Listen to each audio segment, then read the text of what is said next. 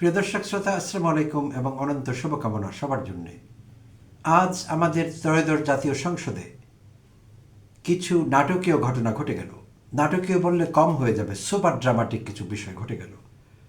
আর সেগুলো ঘটল আমাদের তথাকথিত রাষ্ট্রপতি শাহাবুদ্দিন চুপ্পু, জুলাই অভ্যুত্থান এবং ৭১ ইস্যুকে ঘিরে। নাটকীয় বললেও আসলে কম হয়ে যাচ্ছে, এটি ঠিক বোঝাতে পারছি না কি বলবো। তো এক এক করে ব্যাখ্যা করছি কেন আমি নাটকীয় বলছি আর কি কি ঘটনা ঘটেছে। আর এই ঘটনাগুলোর সঙ্গে যুক্ত ছিলেন সংসদের বিরোধী দলীয় চিফ হুইপ জনাব নাহিদ ইসলাম, যুক্ত ছিলেন বিএনপি দলীয় সংসদ সদস্য এবং অর্থমন্ত্রী জনাব আমির খসরু মাহমুদ চৌধুরী, যুক্ত ছিলেন খোদ বিএনপির মহাসচিব মির্জা ফখরুল ইসলাম আলমগীর এবং আরও যুক্ত ছিলেন সংসদের হুইপ ABM আশরাফ উদ্দিন নিজান। তো এই সবাই মিলে নাটকীয় ঘটনাগুলো আজ ঘটিয়েছেন। এর মধ্যে সবচেয়ে বড় বোমাটি যিনি ফুটালেন তিনি হলেন ABM আশরাফ উদ্দিন, লক্ষ্মীপুর ৪ আসন থেকে নির্বাচিত বিএনপি দলীয় সংসদ সদস্য এবং জাতীয় সংসদের হুইপ। তো তার বক্তব্য দিয়ে শুরু করতে চাইছি। তো আশরাফ উদ্দিন নিজান কথা বলছিলেন রাষ্ট্রপতি শাহাবুদ্দিন চুপ্পুকে নিয়ে। আর রাষ্ট্রপতির ভাষণের উপর ধন্যবাদ প্রস্তাব চলছে বেশ লাগাতার। তারই অংশ হিসেবে তিনি যখন আলোচনা করছিলেন, নিজান যিনি এখন হুইপ, তো তিনি বলছিলেন যে প্রতিষ্ঠান হিসাবে রাষ্ট্রপতিকে আমি ধন্যবাদ জ্ঞাপন করতে পারি, প্রতিষ্ঠানটিকে, রাষ্ট্রপতির চেয়ারকে, কিন্তু ব্যক্তিগতভাবে আমি রাষ্ট্রপতি শাহাবুদ্দিন চুপ্পুকে ধন্যবাদ জানাতে পারবো না, এই জন্য আমি দুঃখিত। তো এই কথার জন্য, এই বক্তব্যের জন্য বিএনপি দলীয় কেউ তৈরি ছিলেন না। প্রিয় দর্শক শ্রোতা, আমরা জানি বিএনপি রাষ্ট্রপতি শাহাবুদ্দিন চুপ্পুকে নিয়ে কী করছে, অনেক দিন থেকে তাকে মাথায় করে রাখবার চেষ্টা করছে। তো সেই সময়ে বিএনপি দলীয় একজন MP যখন বলেন যে আমি তাকে ধন্যবাদ জানাতে পারি না, সেটি বিশেষ তাৎপর্য বহন করে। তিনি শুধু তাই বলেননি, তিনি আরও অনেক কথা বলেছেন যেগুলো বিএনপির এখন যারা বিএনপির নেতৃস্থানীয় আছেন, সংসদে যারা প্রতিনিধিত্ব করছেন বিএনপিকে, সংসদ সদস্য, তাদের সকলের সম্মিলিত ধারণার পরিপন্থী এই কথাগুলো। নিজান আজ যা বলেছেন, আমি মনে করি বিএনপি দলীয় সব সাংসদের, প্রধানমন্ত্রী থেকে শুরু করে মির্জা ফখরুল ইসলাম আলমগীর, সকলের কপালে তিনি চিন্তার ভাঁজ ফেলে দিয়েছেন এবং চ্যালেঞ্জ করেছেন নিজ দলের MPদের, প্রধানমন্ত্রীকে, নিজ দলকে। এবং এই চ্যালেঞ্জটি জনগণের পক্ষে গেছে, জনগণের প্রতিনিধি হয়ে উঠেছিলেন আজ নিজান। বিএনপি দলীয় সাংসদ হিসেবে তিনি শুধু আবদ্ধ ছিলেন না সেই পদে, জনগণের প্রতিনিধি হয়ে উঠেছিলেন। বাংলাদেশের কোটি মানুষের মনের কথা তিনি আজ বলেছেন এবং তার দলকে চ্যালেঞ্জ করেছেন। সুপ্রিয় দর্শক শ্রোতা, তার মুখ থেকে শুনে নিতে চাই তিনি কি বলেছিলেন সেখানে।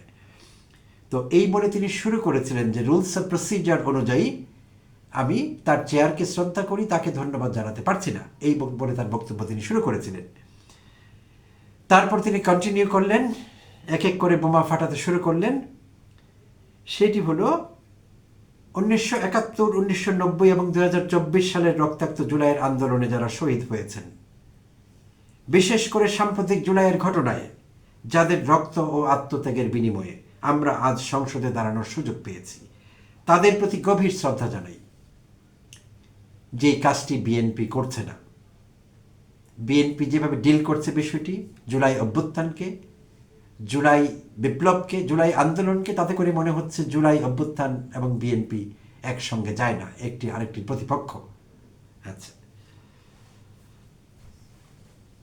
আল্লাহ যেন তাদের আত্মার মাগফিরাত দান করেন এবং বেহেশতের সর্বোচ্চ মাকাম নসিব করেন। জুলাই যোদ্ধাদের যারা শহীদ হয়েছেন তাদের বিষয়ে তার এই বক্তব্য এবং কৃতজ্ঞতা। 24-এর আন্দোলনের প্রসঙ্গ টেনে আশরাফ উদ্দিন নিজান বলেন, সে সময় জনগণের মধ্যে যে ক্ষোভের বিস্ফোরণ ঘটেছিল তা ছিল সাধারণ মানুষের প্রতিক্রিয়া। এতে কোনো নির্দিষ্ট রাজনৈতিক দলের কর্মীরা নয়, বরং রিক্সা চালক, শ্রমিক সহ সর্বস্তরের মানুষ অংশ নিয়েছিল। যদিও বিএনপি নেতারা বেশ কয়েকবার বলবার চেষ্টা করেছে জুলাই অভ্যুত্থানের mastermind Tarek Rahman, London থেকে তিনি জুলাইয়ের নেতৃত্ব দিয়েছেন। বয়োজ্যেষ্ঠ নেতারা বিএনপির এইসব বক্তব্য দিয়েছে টাইম টু টাইম। বিগত সরকারের সমালোচনা করে তিনি বলেন, এই সংসদের নেতৃত্বে একজন স্বৈরাচারী শাসক ছিলেন। সেই সময় রাজনৈতিক প্রতিপক্ষকে নানান অপবাদ দেওয়া হতো, তারপরও আমরা সেই সংসদে ছিলাম।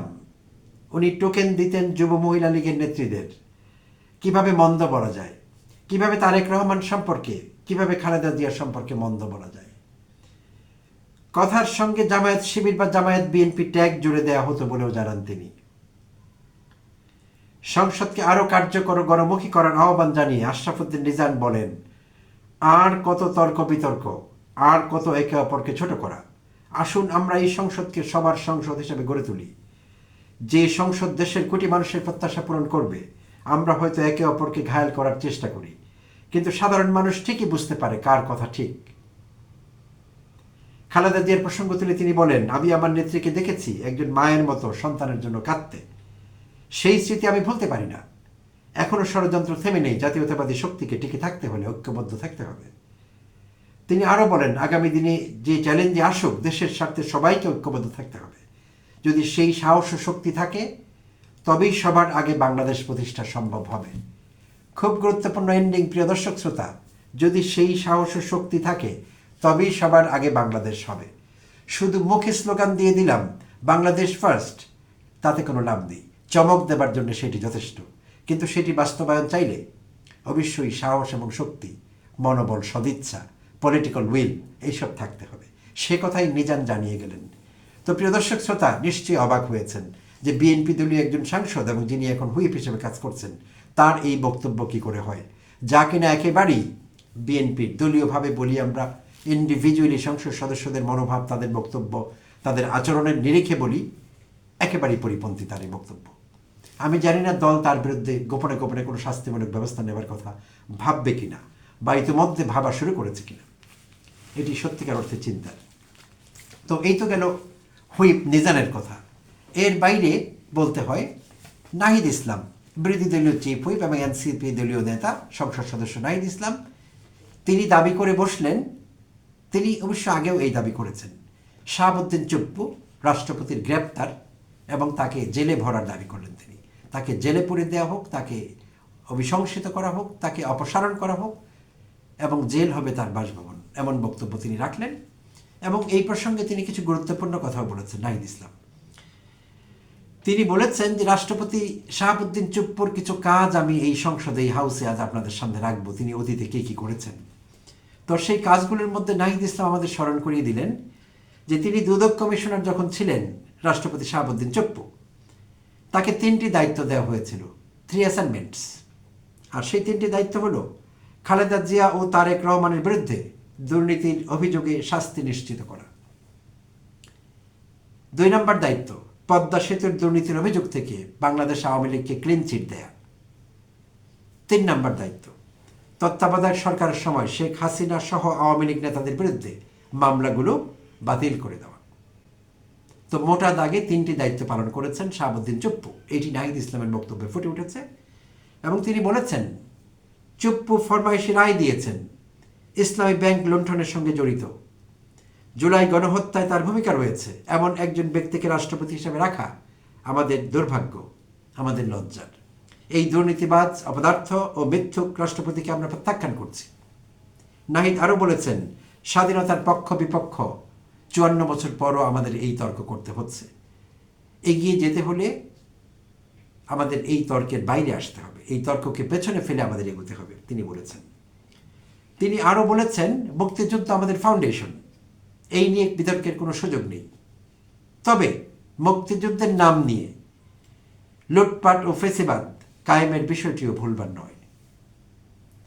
জুলাই গণ অভ্যুত্থানকে তিনি বলেছেন মুক্তিযুদ্ধের নবায়ন। আর তার এই বক্তব্যকে ঘিরে বিএনপি দলীয় সংসদ সদস্য এবং মন্ত্রী এবং বিএনপির মহাসচিব তারা বক্তব্য দিয়েছেন, প্রতিক্রিয়া জানিয়েছেন। ইন্টারেস্টিংলি অর্থমন্ত্রী আমির খসরু মাহমুদ চৌধুরী তিনি বলেছেন, নাহিদকে উদ্দেশ্য করে, চিফ হুইপ নাহিদকে উদ্দেশ্য করে তিনি বলেছেন যে এই প্রেসিডেন্টের কাছে আপনি শপথ নিয়েছিলেন। তার কথাটি খুব একটা আক্রমণাত্মক ছিল না, হয়তো তিনি বলতে চেয়েছিলেন যে এই প্রেসিডেন্টের কাছেই তো শপথ নিয়েছিলেন, যদিও আগে সালাউদ্দিন আহমেদ এই কথা বলেছেন, স্বরাষ্ট্রমন্ত্রী। তো আমির খসরু মাহমুদ চৌধুরী বললেন, এই প্রেসিডেন্টের আন্ডারেই শপথ নিয়েছিলেন, তখন আপনি সঠিক কাজ করেছেন এবং একটি প্রতিষ্ঠানের প্রতি সম্মান প্রদর্শন করেছিলেন। এখন আপনি ইনস্টিটিউশন হিসেবে তাকে তার সম্মান থেকে বঞ্চিত করছেন। এবং তিনি বললেন গণতন্ত্রে বিশ্বাস করলে এই প্রতিষ্ঠানের প্রতি সম্মান জানাবার সবার নৈতিক দায়িত্ব। নৈতিক দায়িত্বের কথা স্মরণ করিয়ে দিলেন, শাহাবুদ্দিন চুপ্পুরকে কিভাবে সম্মান করতে হবে সেই কথা আমাদের তিনি জানিয়ে দিলেন। তো প্রিয় দর্শক শ্রোতা, খুব ইন্টারেস্টিং বিষয়টি। তো আজ তারা শাহাবুদ্দিন চুপ্পুকে মাথায় করে রাখবার প্রয়াস পাচ্ছেন, তো এবং আমাদের মনে করিয়ে দিচ্ছেন যে তিনি একটি প্রতিষ্ঠান, কিন্তু সেই প্রতিষ্ঠানে যখন এমন একজন ব্যক্তি থাকে যেই ব্যক্তির গুণগান এতক্ষণ নাহিদ ইসলাম গাইছিলেন, এমন ব্যক্তির প্রতি শ্রদ্ধা মানুষের কি করে থাকবে? যেমনি রাখতে পারেননি বিএনপি দলীয় সংসদ সদস্য সৎ মানুষ আশরাফুদ্দিন নিজাম, তেমনি রাখতে পারছেন না জুলাই যোদ্ধা নাহিদ ইসলাম। আমরাও কি রাখতে পারি? এমন একজন মিথ্যেবাদী, জামানার শ্রেষ্ঠ মিথ্যেবাদীদের একজন হবেন তিনি, যিনি বলেছিলেন হাসিনা পদত্যাগ করেননি, হাসিনার পদত্যাগপত্র তার কাছে নেই। ডে ওয়ানেই তিনি বিতর্কিত হয়েছিলেন সেই মিথ্যে সংলাপ দিয়ে, মিথ্যে ডায়লগ দিয়ে, মিথ্যে বক্তব্য দিয়ে। শুধু তাই না, সম্প্রতি আমরা দেখলাম পুনর্বাসিত হবার জন্য বিএনপির লিখে দেওয়া স্ক্রিপ্ট সংসদে তিনি কিভাবে পাঠ করলেন, কিভাবে রাতারাতি তিনি আওয়ামী ঘরানা ছেড়ে জাতীয়তাবাদী হয়ে উঠলেন। নির্লজ্জ প্রয়াস আমরা দেখলাম পুনর্বাসিত হবার। এই মৃত্যুক আত্মমর্যাদা বঞ্চিত এই মানুষটি, তাকে কি করে সম্মান করা যায়? হয়তো আমির খসরু মাহমুদ চৌধুরী পারেন, আপোষকামী লোকেরাই পারে এটি করতে, অন্যরা কেউ পারে না। এমন একজন ব্যক্তিকে গ্লোরিফাই করতে পারেন এমন মানুষেরা যাদের নিজের কোনো আত্মমর্যাদা নেই, কখনোই ছিল না। আচ্ছা, তো শুধু আমির খসরুই না, বিএনপি মহাসচিব মির্জা ফখরুল ইসলাম আলমগীরও কিছু ইন্টারেস্টিং কথাবার্তা বলেছেন, যেই কথাগুলো তার বয়সের সঙ্গে যায় না, তার স্টেটাসের সঙ্গে যায় না। তার এগুলো না করলেও চলে। তিনি নিজেই বলছিলেন তিনি ক্লান্ত, তিনি বয়োবৃদ্ধ, তিনি বয়সের ভারে নব্জ, তাই তিনি রিটায়ারমেন্টে যাবেন বলছিলেন, সক্রিয় রাজনীতি থেকে অবসর নেবেন। তো এই মুহূর্তে কাকে খুশি করবার জন্য তার এমন বক্তব্য দিতে হয় জানি না। তো তার বক্তব্য থেকে একটু ঘুরে আসি প্রিয় দর্শক শ্রোতা। তিনি বলছিলেন এই সংবিধান আমাদের অস্তিত্ব। তিনি কিছু সত্যের অপলাপ করেছেন, আমি বলবো না তিনি মিথ্যে বলেছেন, তার বয়স, তার স্টেটাস এইসবের সঙ্গে মিথ্যে কথাটি যায় না, তাই আমি বলবো তিনি অসত্য বলেছেন। কিছু অসত্য বয়ান আজ সংসদে তিনি দিলেন, অবাক করা কাণ্ড প্রিয় দর্শক শ্রোতা। তিনি বলছিলেন যে এই সংবিধান আমাদের অস্তিত্ব। ৭২-এর সংবিধানকে তিনি বললেন এই সংবিধান নাকি আমাদের অস্তিত্ব। তিনি বলছিলেন আমাদের আবেগ এবং ১৯৭১ সালের লাখ লাখ শহীদের রক্তের সঙ্গে জড়িত। কি হাস্যকর কথা! ৭২-এর সংবিধান আগে হয়েছে নাকি ৭১-এর যুদ্ধ আগে হয়েছে? এটি কি সত্যের অপলাপ বলবো, বলা ঠিক হবে, নাকি আরো সিরিয়াস কিছু বলবো? কি করে তিনি বলতে পারলেন যে ৭১ সালের লাখ লাখ শহীদের রক্তের সঙ্গে আমাদের এই সংবিধান জড়িত? How ridiculous! আচ্ছা, শুধু তাই না, তিনি বলেছেন এর অনেকগুলো ধারা ও অধ্যায় বারবার পরিবর্তন করে একে একটা ছেঁড়া পাতায় পরিণত করা হয়েছে। How funny! বিএনপিরও কি দায় নেই এই যে সংবিধানে বারবার কাজে চালানো হয়েছে? আওয়ামী লীগ একাই কি কাজে চালিয়েছে, বিএনপি চালায়নি? তিনি বোধহয় ভুলে গেছেন, এটি বোধহয় ওল্ড এজ কমপ্লিকেশনস হবে, সেই জন্য তার মনে নেই এখন যে বিএনপিও কাজে চালিয়েছে সংসদের উপর। আচ্ছা, যাই হোক, তারপর ওইটি আমাদের সংবিধান। আচ্ছা, যার জন্য আমরা যুদ্ধ করেছি। কি ভয়ঙ্কর অসত্য তথ্য! এই সংবিধানের জন্য নাকি আমরা যুদ্ধ করেছি। মুক্তিযুদ্ধের পরে এই সংবিধান প্রণীত হয়েছে, বেশ খানিকটা সময় পরে, আর তিনি বললেন এই সংবিধানের জন্য নাকি আমরা যুদ্ধ করেছি। কি ভয়ঙ্কর কথা! এমন অপতথ্য আজ পর্যন্ত কেউ দিয়েছে কিনা আমার জানা নেই। প্রিয় দর্শক, জানা থাকলে কমেন্টে আপনারা অবশ্যই জানাবেন। মজা পাচ্ছি, আমোদিত হচ্ছি। আচ্ছা, এই রাষ্ট্রপতি না থাকলে রাষ্ট্রের চরম অরাজকতা ও নৈরাজ্য সৃষ্টি হতো। আমরা হয়তো জাতিকে রক্ষা করতে পারতাম কিনা তা নিয়ে সন্দেহ আছে। ভয়াবহ গ্লোরিফিকেশন, এমনভাবে মহিমান্বিত করা হলো শাহাবুদ্দিন চুপ্পুকে যে আমাদের আর কোনো বক্তব্যই থাকে না। হাসতেও পারছি না, লজ্জা। শাহাবুদ্দিন চুপ্পুকে তো রাখতেই হতো না। যদি আপনার দল, যদি বিএনপি সহযোগিতা করত একটি জাতীয় সরকারে, বিপ্লবী সরকার আমাদের হতে পারত। সেই মুরুদ, সেই সাহস তো আপনাদের ছিল না। আপনারা গণঅভ্যুত্থানকে বিপ্লব বলতে চাননি, কারণ বিপ্লবের তোড়ে ভেবেছেন আপনারাও ভেসে যাবেন। সৎ সাহস থাকলে সেটি বিপ্লবে রূপান্তরিত করা যেত, গণঅভ্যুত্থান বলে সেটিকে ডাকা যেত, জাতীয় সরকার গঠন করা যেত কমপক্ষে। এবং তখন শাহাবুদ্দিন চুপ্পু আমাদের লাগতো না। শাহাবুদ্দিন চুপ্পু থেকে এবং এই ৭২-এর ছেঁড়া পাতা থেকে আমরা অনায়াসে মুক্তি পেতে পারতাম। সেইটি আপনারাই হতে দেননি। বড় বাধা হয়ে দাঁড়িয়েছিল বিএনপি, প্রিয় দর্শক শ্রোতা। দেশের মানুষ জানে সেটি। আর এখন বলছেন যে এই চুপ্পু না থাকলে আমাদের কি কি হতো, আমরা জাতি হিসাবে টিকতে পারতাম না। কি ভয়ঙ্কর সব বয়ান, সেই মনহিম। তিনি আরও কিছু কাজ করেছেন, জিয়া পরিবারের গুণগান করেছেন, ভয়ঙ্কর কিছু গুণগান করেছেন, যা করে তিনি মরহুম রাষ্ট্রপতি জিয়াউর রহমানকে ছোট করেছেন এবং প্রয়াত প্রধানমন্ত্রী বেগম খালেদা জিয়াকে। তিনি আবার বললেন জিয়াউর রহমানের মৃত্যুর পরে তার সম্পদ বলতে তার ছিঁড়া গেঞ্জি পাওয়া গিয়েছিল।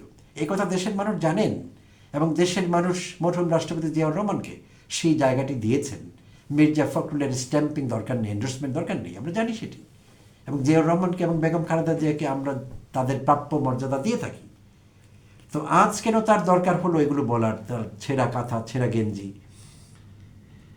তারপর ফরমার রাষ্ট্রদূত বাংলাদেশের উইলিয়াম বি মাইলামের রেফারেন্স দিয়ে তার লেখা একটি বইয়ের কথা বললেন, যে সেই বইতে তিনি লিখেছেন জিয়াউর রহমান না থাকলে বাংলাদেশ টিকতো না, রাষ্ট্র হিসেবে বাংলাদেশ ব্যর্থ হয়ে যেত। উইলিয়াম বি মাইলামের সাফাই দরকার নেই আমাদের জিয়াউর রহমানকে মূল্যায়ন করবার জন্য, বাংলাদেশের মানুষ এমনিতেই জিয়াউর রহমানকে মূল্যায়ন করে। মির্জা ফখরুল তাকে ছোট করেছেন এইসব রেফারেন্স দিয়ে। আমাদের উইলিয়াম বি মাইলামের রেফারেন্স, তার স্ট্যাম্পিং, তার ভ্যালিডেশন দরকার হয় না। আমরা এমনিতেই জিয়াউর রহমানকে শ্রদ্ধা করি, এই দেশের মানুষ জিয়াউর রহমানকে ভালোবাসেন। আচ্ছা, লন্ডনের বৈঠকের কথা বলেছেন। লন্ডনে বৈঠক না হলে এই পার্লামেন্ট আজকে হতো না। তো আমি জানি না তিনি নতুন কোনো বিতর্ক জুড়ে দিলেন কিনা এই বক্তব্য দিয়ে, আমার তো তাই মনে হয়। এইটি নিয়ে আগামী বেশ কয়েকদিন আলোচনা চলবে, অনেক কন্টেন্ট নির্মিত হবে, টক শোতে অনেক আলোচনা হবে। ঠিকই আছে, তিনি আমাদের ব্যস্ত রাখছেন আর কি। লন্ডন বৈঠক না হলে এই নির্বাচন হতো না, এই সংসদ হতো না এবং তিনি দায়িত্ব পালন করবার সুযোগ পেতেন না, এই আক্ষেপ তিনি করলেন, এই আশঙ্কা তিনি ব্যক্ত করলেন। প্রিয় দর্শক শ্রোতা, অনেক অনেক ইন্টারেস্টিং নিশ্চয়ই বিষয়গুলো যা ঘটে গেল আজকে। আমি আমার হিসেবে আগে কখনো এমনটি ঘটেনি যে একজন সাংসদ, বিএনপি দলীয়, যেভাবে আজ বিএনপির নেতাদের, বিএনপির সাংসদদের, প্রধানমন্ত্রীকে যেভাবে জিজ্ঞাসার সামনে দাঁড় করিয়ে দিলেন নিজের দলের এমপি হয়ে, সেটি আর কখনো ঘটেছে বলে আমার মনে হয়নি। অনেক অনেক ধন্যবাদ জানবেন, সঙ্গে থাকবার জন্য।